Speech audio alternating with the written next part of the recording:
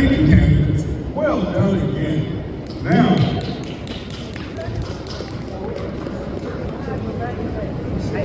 I don't want to be for twice like for him company. Yeah, that's fine. I understand. Yeah. Excuse me for giving my back to the film. I need your undivided attention because this one's difficult. Whether one is for the Trump administration or against many of their policies, we can acknowledge that there are challenges in our country.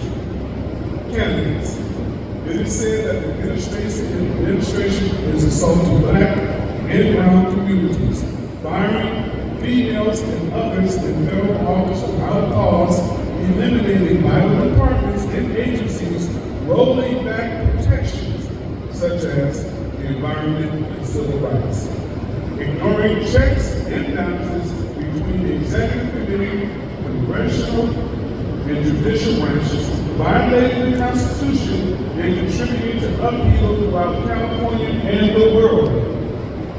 What would you do to assist, protect, and represent the residents of AD-65 during these uncertain times? And we're going to start with Mr. Lyons.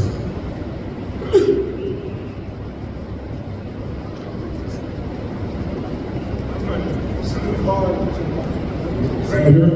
Yes. I'm going to take it to clearly, I think that is a cut. Nor can the city for a job, nor county for a job, nor the state for a job. It to me is about economics and money. The question becomes, how do we access capital? How do we access resources that lead to good paying jobs? One thing I'm going to be president of every council is that the port is a major engine when it comes to money, when it comes to finance, when it comes to cash flow, when it comes to opportunities. What is not understood is the port is not an import. The port is a landlord, a lease land. To address the question relative to economics and civil rights, we're going to power also. One thing they talk about that is about civil rights, human rights, people rights.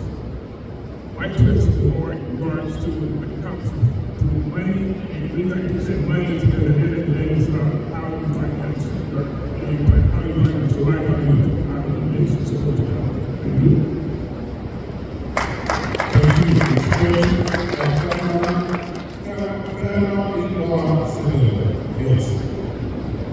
Okay, yeah, so that is a very big question. There's so much to say here. What I'll start by saying is like, this threat against Black communities has gone to exponential level, right, under Trump. But the truth is, our system, even with Democratic leadership, has had a history of gentrification, redlining, environmental racism, right? It's existed. Those corporations and billionaires that Trump is taking their taxes away and taking money away from our healthcare, that was actually happening before. It's been happening over time, and we all been yet suffering for it in California federally. So one thing I wanted to start by saying is, I mentioned my consensual support. I'm proud to have an early endorsement of the current or former chair, I forget which one, of the Latino caucus up there, and then Dr. Lee Abdullah, one of the founders of Black Lives Matter, Dolores Huerta, Sherla Action Fund, Filipino Action Fund, and more local Democratic clubs, I believe 8 or 9, I can't remember, in and around this area. So one thing I want to do to protect Black and brown communities is that they want to protect the system of white supremacy, right? That's what they want to do. So I, as a candidate, have called to really getting ICE out of California, right? There are policies in the state level we can do to prevent law enforcement, for example, from interacting with ICE and moonlighting at night, right? There are policies that we need to support there to protect ICE, from going into schools. The other thing is we need to make sure, right, that we have policies that are really making sure Black brown communities have health care, right? No matter the cuts, we know the cuts are impacting Black and brown communities the most. They are the ones that are going to have reduced life expectancies. So making sure we hold the corporations accountable to pay their workers enough, to guarantee health care, making sure that we bring that money to the budget to make sure we take care of health care is really important. And then housing. We have billionaires and speculators that are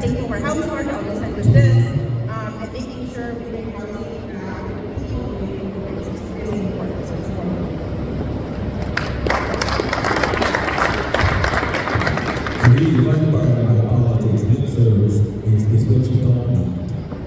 Leadership is you need someone that's going to organize and fight back. They put these people in camps. Diseases like tuberculosis are taken by watching people too, but you can fight back. It's not going to go away. All you're hearing is a lot of people saying what we should and what we can't. Who's organizing? What happened to the King guys? They had to die for us. What happened to those guys? We just celebrated the death of one of our legacies. What happened to those guys that was willing to fight?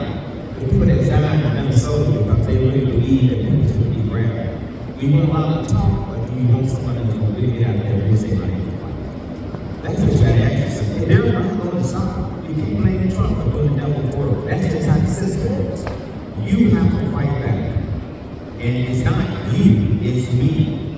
I can't blame you if I'm not doing anything. I can sit back there and keep making my money. Why can you come out here and try to do something about it? So when you go to vote, both of us like to fight. Who cares about the lip service? I need you to get out there and help me and I get behind you and this my life, like they did in Selma, Alabama. Trump ain't gonna stop.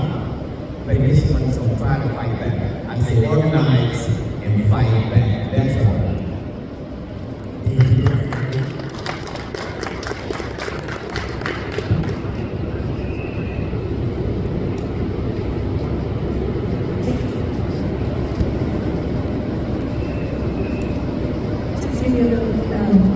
Being a public school teacher, half of my students are English language learners.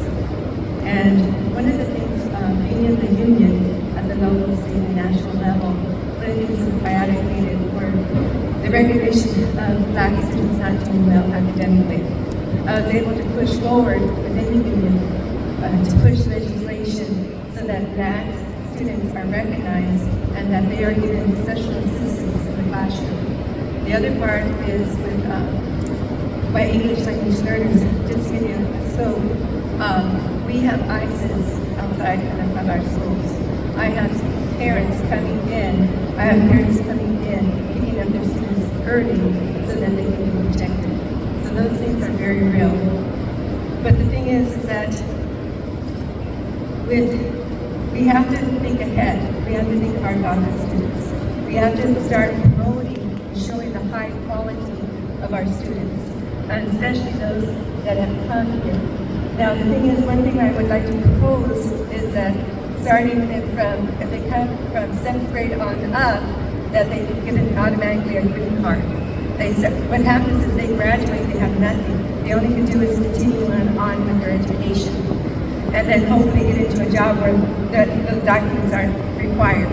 But if we start acknowledging these children and start giving them ownership of being able to get a job, then they're going to be able to go somewhere. Thank you for this opportunity. My name is Lady Gutierrez.